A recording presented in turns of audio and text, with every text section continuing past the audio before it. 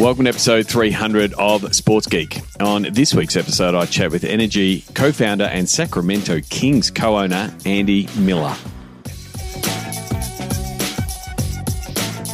Welcome to Sports Geek, the podcast built for sports digital and sports business professionals. And now, here's your host who is proud to reach the 300th episode milestone, Sean Callanan. Thanks, DJ Joel. Yes, my name is Sean Callanan, and you are listening to the 300th episode of Sports Geek. Thank you to everyone who has listened. As always, you can find me on social media at Sean Callanan or at Sports Geek is where you can find Sports Geek and myself on most channels. Or if you want to reach out to me the old-fashioned way, you can send me an email, Sean at sportsgeekhq.com. As always, you can find the podcast on all good podcasting platforms. We're on Apple Podcasts, we're on Google Podcasts, we're on Spotify, we're on Pocket Cast, my favourite. Please, if you haven't left a review, if you listen to one of the 300 episodes I've released and haven't left a review, please do so. I did notice on the Australian iTunes podcast rankings, we've reached 100 ratings. So thank you very much to reach triple figures in Australia. Really do appreciate everyone who leaves a review, especially those 5-star reviews. We're at an average of 4.9 on Apple Podcasts. So thank you very much. 300 episode milestone. What a time. Over 600,000 downloads. I'm very appreciative if you've listened to one episode. If you've listened to all 300, that's about 9 days of listening to Sports Geek podcasts. So thank you very much for putting aside 9 days of your life to learning from the exceptional sports business guests that I've had on the podcast over the years. Some of the people have come on multiple times. Thank you for those who've supported me over the years. I love extrapolating listening time. If I take the average length of my podcast and the downloads and how many people have downloaded it, it pretty much puts the stats at over 50 years of listening. So people have been listening to the podcast effectively longer than I've been alive. So I really do appreciate it. Very appreciative of everyone who listens. And it's the reason I keep doing it. I did take note. There was a podcasting study put out recently. There's over 2 million podcasts in the Apple Podcast directory. James Cridlett at Pod News did some analysis, and Casey Newton also tweeted out about it. But 37% of those podcasts do 2 or less podcasts, and it's only roughly around 750,000 people get past 10 episodes. So I didn't get the stats on how many people have hit 3 figures or hit 300, but I'm in the minority as far as people who produce podcasts. So I'm really proud to get Sports Geek to 300. Also done another couple of podcasts, Beers, Blokes and Business. I did for a 90-episode run for a couple of years, and now kicked off the Play Media podcast, which is available on YouTube. We've done 8 episodes of that, and so we'll push through that 10-episode threshold soon, looking at the world of gaming. And also, if you haven't listened to the Sports Geek Amplify series, the first season is out now, 5 episodes and counting. We're definitely going to push through that 10-episode mark. So I really do love podcasting. Obviously, I keep doing it, but I do it because of the support of yourselves as listeners. So I really do appreciate it, and really do appreciate the people who have supported our Patreon campaign, because it helps pay for the costs around hosting, getting the podcast edited. A big shout out to my podcast editor, James. Shout out to DJ Joel, who does the voiceovers and has done for many, many episodes. You can support those efforts on what we do in the podcasting space, and also what we do with our sports business content across Zoom calls and Sports Geek News. You can do that by becoming a Patreon subscriber. Go to sportsgeekhq.com/Patreon. And you can do so for as little as $4 a month. Check it out. Check out the options there. You can do it monthly, or you can do it in a yearly option if you don't want to be hitting your credit card every month. Before I get into my chat with Andy Miller from NRG and the Sacramento Kings, I just want to quickly say, is there a way I can help you? If there is a way I can help you, please reach out. Doing a lot more online education and training and some Facebook best practice around advertising recently. Really enjoyed doing that to a group of folk, helping them understand how they can maximize what they're doing in Facebook and Instagram. So if you think your team might need some education training, bring them up to speed on particular topics or tactics, happy to discuss how we can help you. Obviously, we've got my Pick My Brain sessions, where it's a 2-hour session where we can dive in on a topic that you want to tackle. It can be one-on-one if you want to brainstorm or look at a particular strategy you're tackling, or you can do it as a team.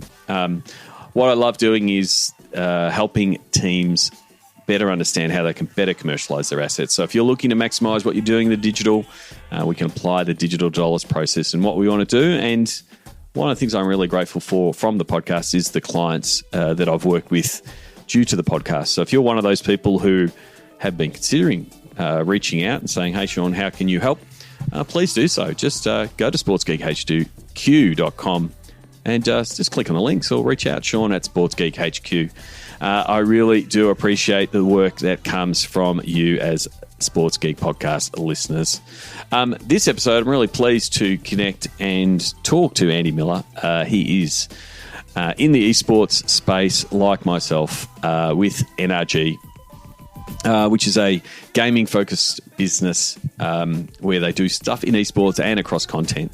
Really good conversation. He comes from a tech background and he is the co-owner of the Sacramento Kings in the NBA. So I hope you enjoy this episode and this chat with Andy Miller.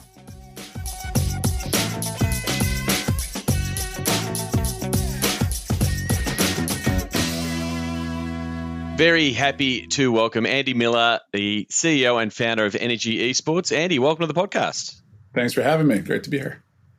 So, like myself, you have a geek background. How did your tech career lead you into the world of sports and gaming?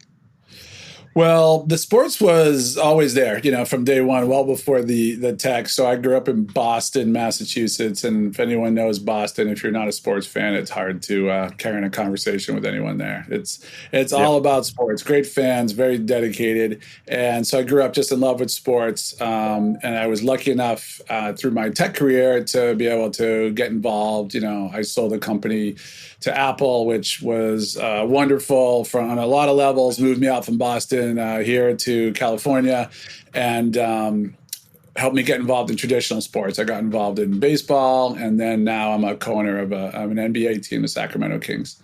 So how did being a co-owner of the Sacramento Kings, you're part of the ownership group there. How did that come together? How do you get to be part of a group that makes a bid on an NBA franchise? Yeah, it was almost an accident in a way. So I was, Boston kid, loved sports, moved out to California, had some money, got into minor league baseball and out here with the Rockies, and I loved it. And it was great. But minor league baseball, for any of your viewers who don't know, the owners of the team are not the owners of the franchise. So the Rockies did not own the single A team. We did. And basically we're like in a partnership. They control everything, players, everything, and we control everything with it, outside the white lines, if you will. So the stadium, the concessions, advertising, tickets, whatnot. So it's cool, but it's not traditional sports and major league sports. And I wanted to see if we could get into that.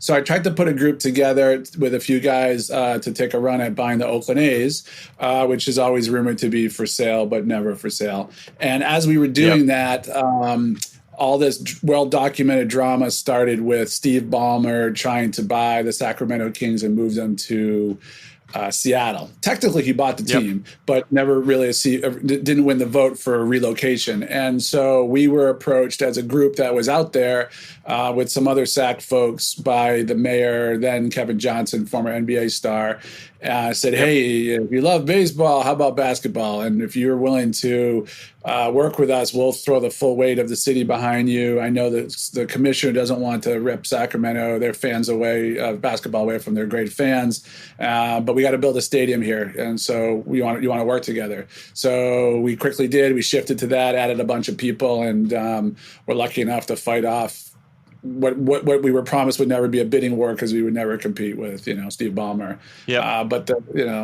Obviously I'm biased, but I think it was beyond the right decision to leave the most loyal fan base in the NBA, in Sacramento.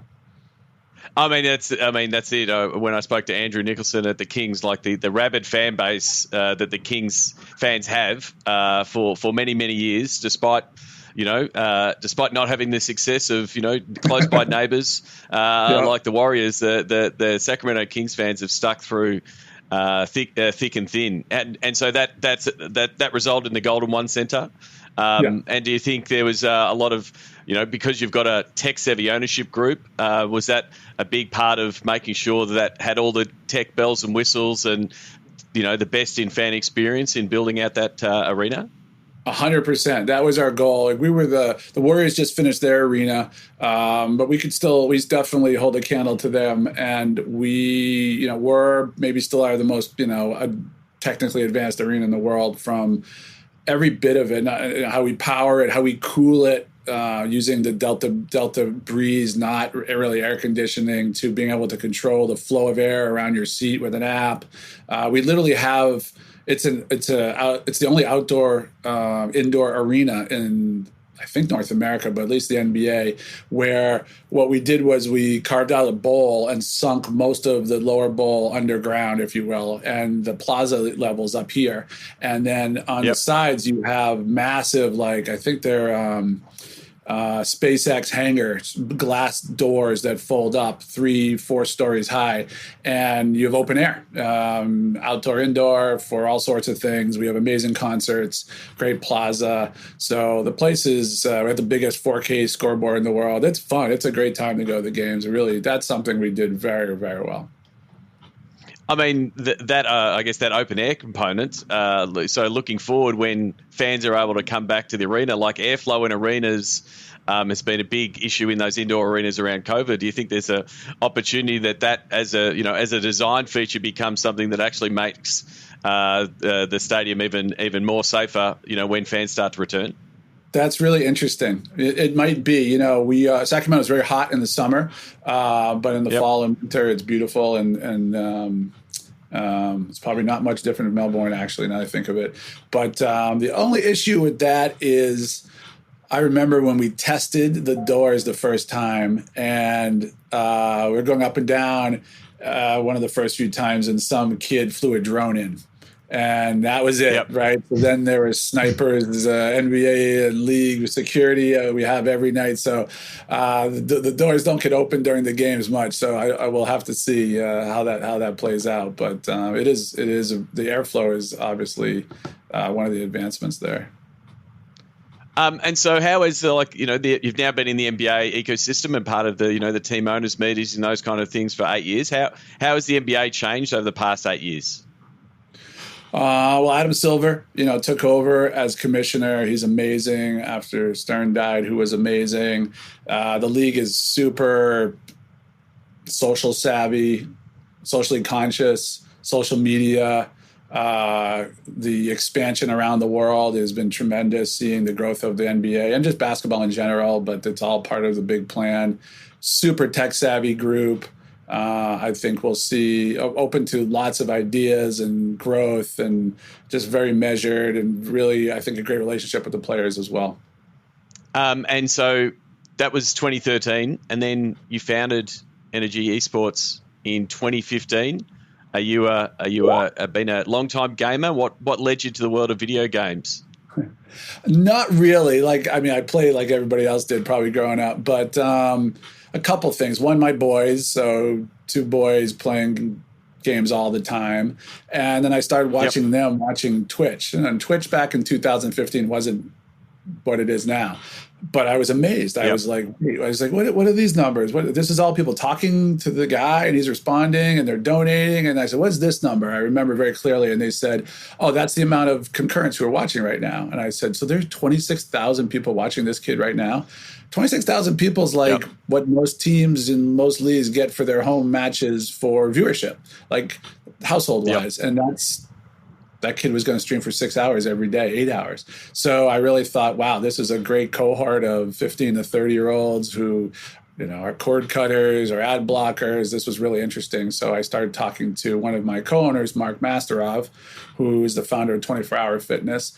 And his kids, the complete opposite of mine, they're like giant Nordic god Division I athletes, and mine are more geeky kids. And they all got along. They all played games together. It was a great equalizer. His whole family played games, and we said we should get a team, and we did. And then Shaquille O'Neal joined us because Shaq and I, and Mark and Shaq especially, have had a long-term relationship, and we just started making mistakes. With your team, like, it's super hard, and we were overwhelmed and overmatched at first, but last couple of years have been phenomenally explosive for NRG, from both. Competitive, we've been winning a lot, but also from our sort of fan base, and I would say it's more because of our content and our influencers and really our short form content that's really grown the awareness of the team and what we do than winning. But esports, the pure esport part, is definitely been a part of the recipe. I mean, that is the balance. I think every esports gaming org is trying to figure out how much they're on that competitive side and how much doing that content side. You've found that working with streamers, working with content creators has helped build out the NRG fam, as you guys call it. Yes, 100%. We launched another brand in mid-December, called Full Squad Gaming. You should check it out, especially on TikTok. It's been unbelievable. Like, it's a casual brand. It's around a couple guys, Grady, who's our everything, our head of, executive producer, and Ben. And we signed a bunch of TikTokers and YouTubers, and, we hit 2 million followers in like a month and a half. And, most videos we drop do 500,000, 1 million, 2 million views. And it's been incredible for brand building, for sure. Same with our YouTube and others. So I really feel like that's how you get to know everybody.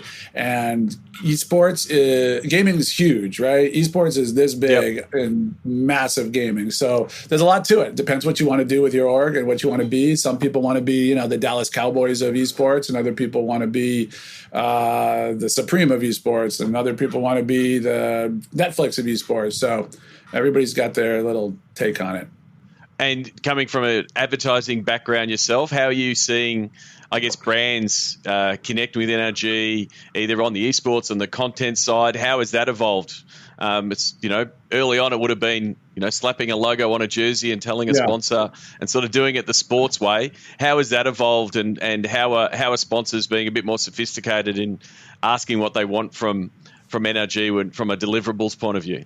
Yeah, super hard in the early days. No matter what, you walk in with Shaq or relationships, they're like, I don't know, and we don't do logos, logo slaps. But great example now how it's evolved is that Full Squad Gaming is based on this thing we call the NRG Castle, which instead of making a training center for our guys with great scrim rooms and massage therapists and nutritionists, which we still have great facilities, and our guys win a lot without the giant center. We said, like, what do the fans really care about that? Aspirationally, maybe they want to be a player and they want to be on our Overwatch team and win a championship. Great, the Shock's awesome, but we wanted to do something for the fans, so we built out the castle, which is kind of like if it was a big MTV show up here in the States called Rob Dyrdek's Fantasy Factory for skateboarding, or Willy Wonka's Chocolate Factory of gaming, and it's freaking crazy in there, and it's artists designing sets from movie designers and TV shows,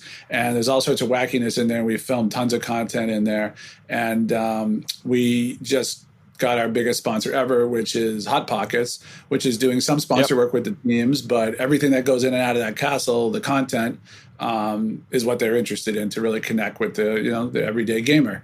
Our announced video did, I think, 8x from what they were hoping. So we're off to a great start, but you start to utilize all your people and all your properties in a way that's a little different than a traditional sports team does. Yeah, and it becomes, that content warehouse for the brands. It is tough for Hot Pockets to create content that connects with an audience, whereas you've got killer content creators, really tight association with your brand and your teams and those creators, and that's where you can translate those kind of deals with someone like Hot Pockets. Yeah, you got to put it all together, right? Because if you're just going to be a pure esports team, at least in the United States, where it's very, very competitive, I think you're going to be eating crickets in the desert because it's expensive. It's hard. Yeah. Yeah, I mean, the last year has been tough for a whole bunch of sports, obviously, with not a lot of fans, Sure. and especially the Overwatch titles that were really pushing their chips in on the stadium events. How do you think Overwatch and the like are going to sort of bounce back when fans do return? Are you a believer in the esports event model and having fans in stands and watching games? Oh yeah, I'm not 100%. We did sign up for Overwatch League and we're part of Call of Duty League, but I was never personally a giant fan of, you get 20 home games. It's like, that's really hard. Like I see our minor league baseball team, like it was hard to get on a Saturday night when you had someone phenomenal rehabbing from the major leagues, you get 4,000 or 5,000 people. Like we're not going to get 20 nights of 4,000 people. But when you do events, like we sold out our 2 events for the Shock, which was about 3,000 tickets. And we sold out a weekend for the Huntsman, which was about 7,000 tickets. So people want to go to events and they're a blast and they're phenomenal. I mean, I've been to 8 billion basketball and baseball games and there's football games and there's lots of amazing memories, but like the energy at every esport game, every esport event is massive. They don't get a clunker. People will have a great time and it's a lot more than just a competition. So I think that model is great, especially in other places around the world, like, big esport emerging markets like Vietnam or places where like the esport team is going to be the team of Vietnam. They don't have 7 professional leagues and 8 other things going on every day. And this is what a young population is growing up rooting for. So I'm a big believer in it. I'm just not a believer in copying traditional sports at all with sort of a home and away model. Yeah. I agree. Because like the going to an event is a light bulb moment for people who don't quite get it. And then it also is a great way for brands to realize, we can connect with these, ad blocking. We never see them. They're not watching our content, but when you see them in real life, cheering the same way they would be cheering at a Kings game, it does help. It does help that sponsor piece to go, this is why we're getting involved. And I agree. Like the slow build of these big events and these must-attend events, eventually we might get down the track that a home and away series works. I mean, we're seeing that in parts of Asia that it's becoming standard, but it's like they've had 5 or 6 years of building up to that and haven't just gone to that model straight away. Yeah, 100% agree. And so post-COVID, hopefully, and hopefully we're moving into that phase of post-COVID. What do the plans look like for NRG? What are things you're excited as events start opening up and the world starts going back to normal? Yeah, so we opened the castle up during COVID, and then haven't been able to use it much until recently. So we did that Hot Pocket shoot and got a good chunk of our guys there and girls, and we want to wear the place out. I hope it's a beehive of activity and that all of our players come in and out and artists and athletes and musicians. Like we're right near Staples Center in LA, downtown LA. So we want that to be just like Rob Dyrdek's Fantasy Factory, where anyone who came to LA at that time wanted to go.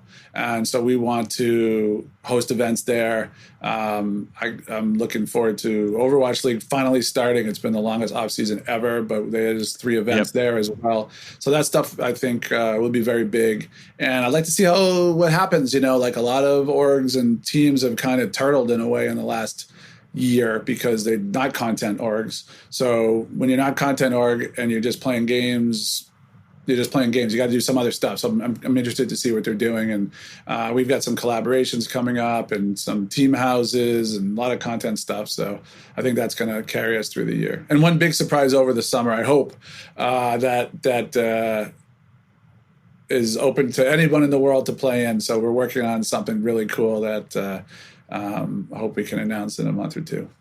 Oh, well, that's a tease for everyone who's listening, but hopefully it's a big tease. But yeah, I mean, there is a lot of exciting things happening. And I think that, you did say, people have been everyone's making plans for the comeback. So, when we do it, I'm looking forward to potentially Melbourne Esports Open and having 20, 30,000 people at Rod Laver Arena and because we can do it in this part of the world. I think it will be exciting when those kind of things come about. You've still got a strong tech background. You're obviously keeping your eyes on the latest trends. Is there anything in the sports tech or the gaming space that has you excited?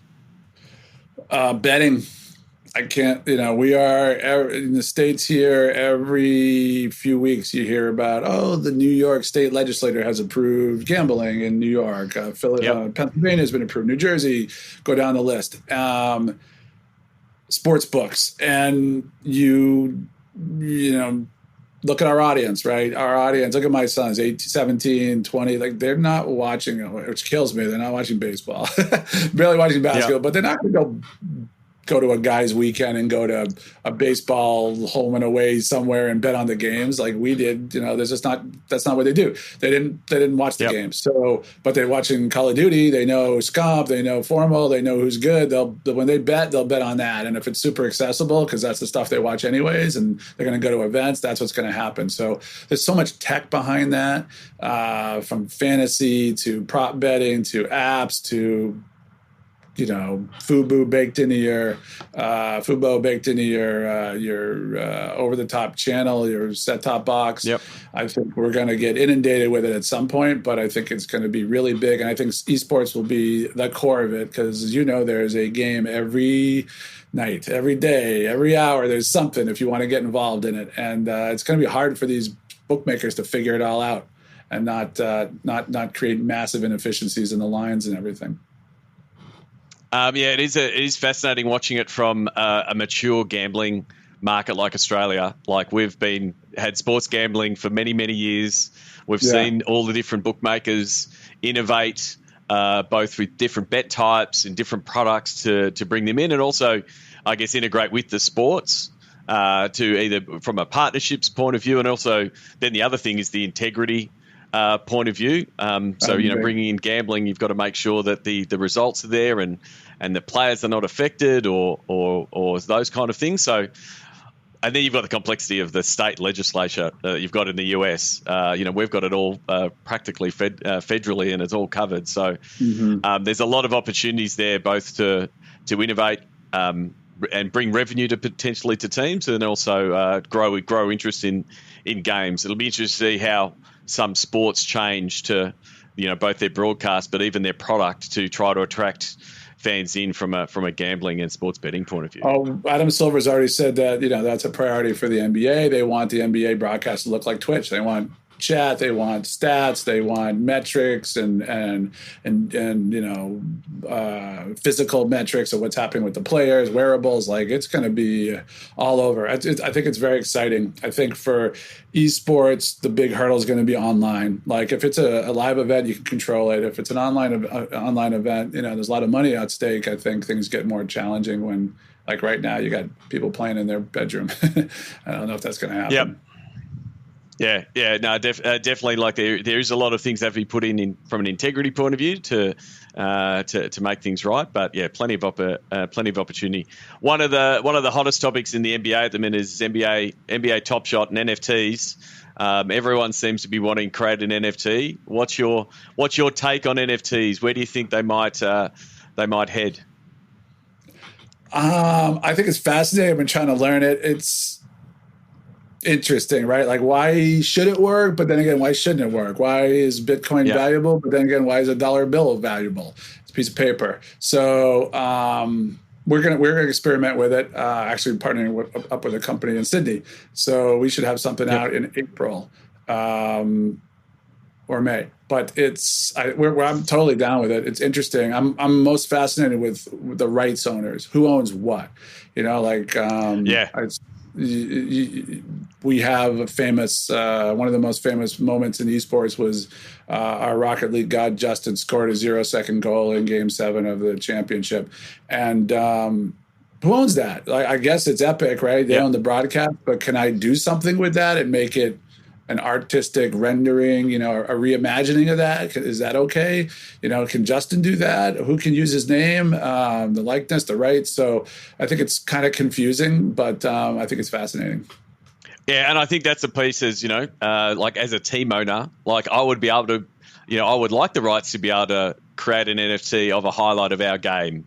But that is something that has to be negotiated, with the publisher, because you're right, it's probably the Epic Games, the Riot Games that will say that they own that. But it also might be a really effective monetization strategy for players and for teams and build, for building out the ecosystem. So it's going to be interesting to see. The lawyers are always the last ones to move to the tech. The tech normally is in front of the lawyers. So there's a lot of, because you can NFT anything now. When you see Jack Dorsey selling his first tweet as an NFT, anything can be done.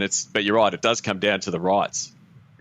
The rights, and then, gosh, who knows, right? You can't really place bets because it's like art. Beauty's in the eye of the beholder, I guess. Yep. So. And then the other part, again, from your background in the digital advertising space, that's going through a lot of change right now with the cookie apocalypse upon us, changes to iOS 14, privacy different. How do you think advertising's going to be affected with some of the changes that are coming in? I think it's all super fascinating. I'm glad I'm not in that space anymore. What I think is going to happen for brands, what I like the space that we're in, is that they're going to start buying audience and community, not audience anymore. Like influencer in my mind becomes even more important. Not the company, not the show, not the celebrity, but the influencer and the community. And small communities can be billion-dollar businesses. And you don't then go to programmatic and you buy look-alike this and that and try and spam your ad out there. You're integrating into content. Especially short form content, I think, and social will be everything. So that fits in with the generation and the attention span and how they like to consume and where they like to consume. And it's a big shift, but I think it's happening right before our eyes. That's why we're doing so much short form content. Yeah, and the thing is, the audiences that you're working with in the gaming and esports space, they've had ad blockers on for ages anyway. So saying that, the cookies are going to be turned off or they're not going to be available, they haven't been available for years for that generation because they're savvy enough to say, I'm going to opt out of that. I'm not going to be on that platform. And as an advertiser, it's always been hard. So, you're right. I think going, the mainstream attack of programmatic and putting your ad everywhere and plastering over the internet isn't going to work. Whereas you get a really powerful niche of an audience and a creator that knows their audience and knows how they can connect, because it is the same, like you said, 26,000 concurrents, but actually having that streamer being able to say something and drive action, you can't get that on other platforms. So it is going to present an opportunity because there's going to be a lot of advertising money that's moving around the market that people won't know where to be putting that money in. Like yourself, I'll be putting my hand up and saying, hey, let's do some great content and connect with fans that are actual real fans. Yeah, the hard part will be that when you go to putting things on TikTok and YouTube Shorts and all these others, like they don't have all the tracking, reporting, integration into the buy side that they're so used to. So for people with the money, so no tracking pixel, there's no double click system, and you want money from Omnicom, you have to be integrated into this. Like, it doesn't exist because the platforms don't give that. So it's going to be interesting, how quickly it happens and whatnot. And do you think there'll be a rise in that kind of tech to be able to at least do some verification of that action, to be able to give some, I guess, peace of mind to the media buyers, to be able to say, I work with this influencer and I did see the mention and we did, and have something to track, and that will sort of be pushed by the advertisers? I think so. They're going to say, I want to be here, but I need something. And I was a mobile entrepreneur and we didn't have any of that either, right? It was all experimental budgets. And then they said, hey, if you're going to do this, we need a tracking pixel. We need to verify. Can you integrate with our server? And eventually it happened. But it's a little harder because there's so many platforms and so many places where you add up together, like our Hot Pocket example. Like I told you, we blew it away, but we blew it away because we had a ridiculously cool YouTube video, and then we cut that up and put it on YouTube Shorts. We had an awesome TikTok as part of it. You can go down the list, right? Instagram story, and add it up to a lot of people. but they want to know more. How many duplicates? What was the frequency cap? Did it, how do I know it ran? That type of stuff. Yeah. I mean, it's going to be an interesting space. Like we've seen, we've all know that ad tech space has continued to grow with verification and all the different tools. It's made it really hard as an advertiser and a marketer. But that space in the world of gaming is still relatively sparse. So I think there'll be a lot of that tech moving into the world of gaming to produce and allow you to track some of that spend. And if it's trackable and it's been able to be ticked off by someone, it will actually help more of those hot pockets type deals to come through. Yeah, 100%. Totally agree. So, Andy, I want to just, wrap up with the Sports Geek Closing 5. Do you remember the first sports event you ever attended?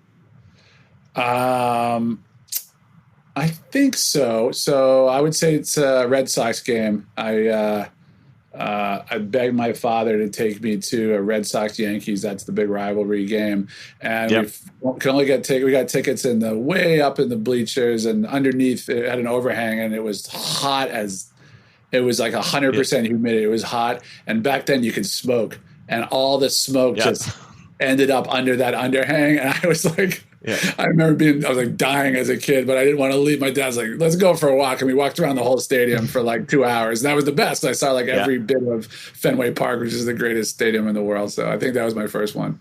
Yeah, a terrific stadium, Fenway. If you had, lucky enough to be there a couple of times, and you just walk in there and you can feel the history just envelop you when you walk in. Yeah, every little nook and cranny is different. Yeah, definitely. And you would have been to a lot of sports events in your time. Do you have a favourite food memory or a go-to food when you're at a sports event? Go-to food. Let's see. It's probably Fenway sausage outside, getting a full sausage and pepper. I'd probably go with that. We have really great food at the Kings, but that's not the average fan food. So it would probably be that. Yeah. Terrific. What's the first app you open in the morning? Oh, well, it was my stock app until this month. Now it's a freaking disaster. So I try to avoid that all day. You know what? It's Twitter. I'm obsessed with Twitter. I'm on Twitter all the time. But making a quick challenge for Twitter is TikTok. So ever since we launched that Full Squad Gaming on TikTok, it's been intellectually, I mean, it's a blast, but intellectually, it's so curious. And that algorithm is so freaking good. Quick story, but I actually tweeted about it last night. My father, we were in Boston, and a big Boston company, Stride Right Shoes, makes kids' shoes. And back in the 70s, they had a hit sneaker called Zips, which was like yellow and blue, all these colored Z, and it was for little kids. And it was immortalized in Will Smith's song "Parents Just Don't Understand," where the parents went and bought him Zips instead of Adidas. But and there was this ad, and I was a little boy, and I was going to be in the ad, and it just didn't happen. I was devastated that I wasn't in the ad. Somehow TikTok served me up that ad from somebody's 70s nostalgia account, and I was just like, this is the greatest algorithm in the world. Like, this is unbelievable. So I'm fascinated with these machine learning, artificial intelligence, non-follower based discovery platforms are 100% the future and present, and that's why everyone's copying TikTok. It's that non-follower piece. Like, we're not playing this. I've got to follow a whole bunch of accounts, and that has happened in other ones. It's like you literally just open it up, and then there's 3 hours gone. Like, it's just a rabbit hole, like, which YouTube has done for years and years, and people have done it, and it's the algorithms there. But this is like literally, it doesn't hardly know anything, and yet it starts serving you more and more entertaining pieces. The algorithm is amazing in that sense. The flip side is not even what it gives you; it's just what you get. It's what it gives you as a content creator. I don't need to have 2 million followers to get a 2 million view video. It could just happen because it hit the algo and it was the right song and the right background and dance that day and whatever. And bam, someone who's got 6 followers gets 1 million views, and that's the carrot. Yeah. And it is, and it's the classic keep testing content, like, because no one has the brief of creating a viral video. It's like you don't know, you don't get to choose. It's the algorithm's choice and the audience. I think I saw the NRL, the National Rugby League, shared a video of the linesman making the lines on the field in a torrential rain, and so it was literally just someone marking out a field in torrential rain. Yeah, millions of views because it was just fascinating, and then got on the algorithm right, and away it went. So it's funny to go away from a non-follower, talking about a non-follower platform. I'm going to now ask you if there's someone that you think the listeners should follow, that maybe you follow or you read, or someone that you tap on the shoulder to keep up to date. Is there someone that you suggest everyone should be following? Let's see. Well, on TikTok, I'll put the plug for Full Squad Gaming, not just because it's ours, because what we're doing is so integrated. It's a story. It's only, you can go back to the first one. The story is Grady and Ben. They get up there as individuals and they say, "Hey, I'm Grady, I'm Ben. We're starting a gaming club, and this is our castle. And give us a week, and we'll show you why you should stay with us." And they did that, and they got a big follower base. And then they said, "Hey, everybody, I'm so thankful for all these people. We have 1 million people who follow us. If you follow us now, I'm going to print out everyone's icon, whatever that is, of your avatar. Yes. And we're going to tape it up here on the wall." And they taped up like 30,000 of it, and they grew to 1,000,005. And then now they're doing this release of TikTokers who've joined the squad, and they're up to 2 million. And it's just this, it sums up in my mind everything that's going on with content and gaming, and people wanting to be part of a community. So I think that part is fascinating. Terrific. Well, you probably spoiled the result of the last question, but that's all right. Kevin Durant style, what social media platform is your MVP?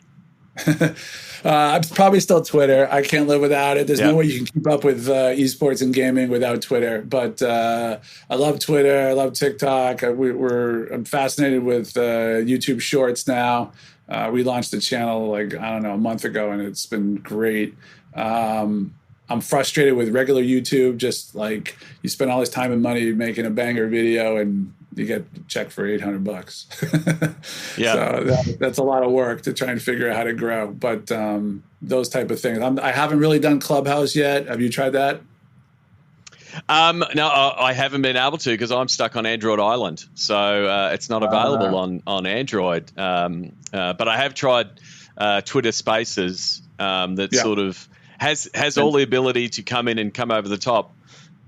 It's but it's just, at the moment, it's just a little bit clunky. Like, you start a Twitter Space and it's a bit awkward to share people. I think I did one the other day, and I got bombed by a bunch of Ariana Grande fans that just wanted to talk about Ariana Grande. And I'm like, "Hey guys, you want to talk sports biz?" And they go, "No, we want to talk about Ariana Grande." I said, "Well, this isn't exactly what the surface is,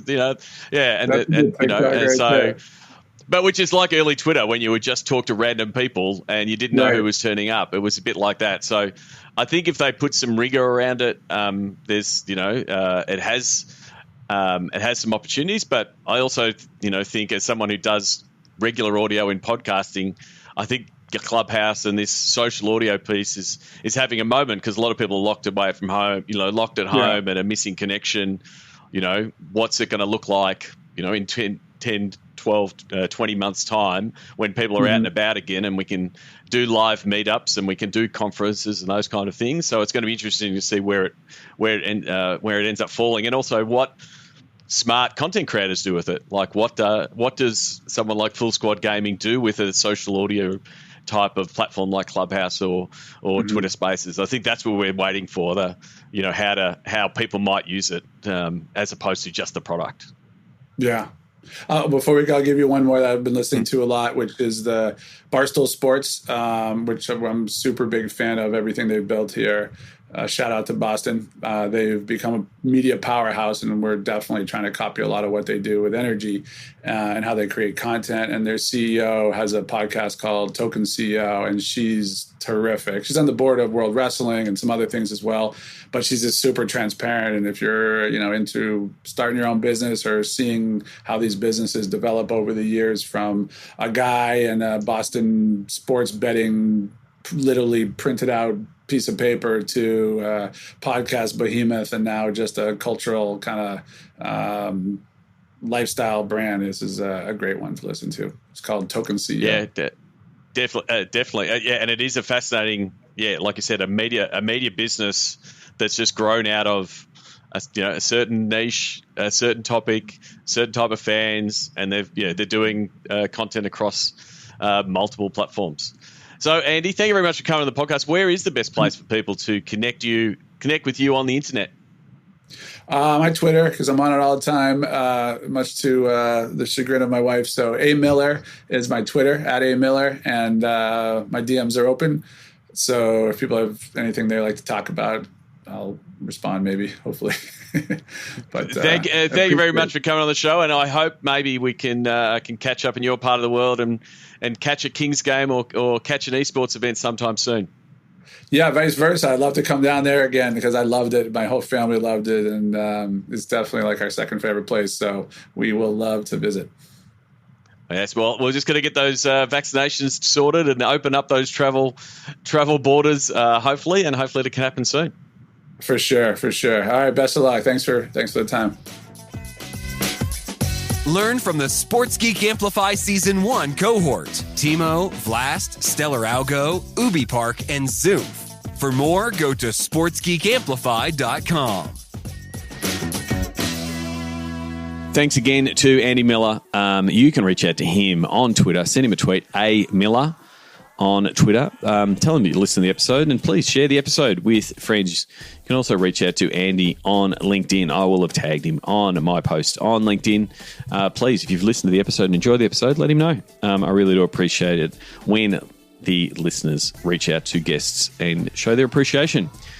Before I wrap things up, remember, I still want to work on big problems, and guess what? There's still a lot of big problems out there. Let's book a time for a call. Go to sportsgeekhq.com/phone call. As always, you can find everything you need at sportsgeekhq.com. You can find the latest links to all the episodes, including this one. All 300 episodes are available. You can go into the back catalogue. You can also find out more about the Sports Geek Amplify series. Really appreciative of the feedback we've been getting for the series. Check it out. Some really great businesses part of the Season 1 cohort that can help sports bounce back. You've got Vlast, you've got Timo, you've got Stellar Argo, you've got Ubi Park, you've got Zoof. Please check out those episodes. I really do think this series will be really helpful in helping sports bounce back. If you're interested in Season 2, please reach out. We're looking for new companies to be part of the Season 2 cohort of the Sports Geek Amplify series. As always, book in for the Sports Biz Zoom calls. They're holding them monthly on a variety of topics. Please check them out, sportsgeekhq.com/Zoom calls. That's it from me. As always, you can always reach me at Sean Callanan on most platforms or via email, sean@sportsgeekhq.com. Until next episode, my name is Sean Callanan, and you've been listening to Sports Geek. We'd love your support on our Patreon campaign. Go to sportsgeekhq.com/Patreon. Have you listened to the Sports Geek Amplify series? Go to sportsgeekamplify.com to listen.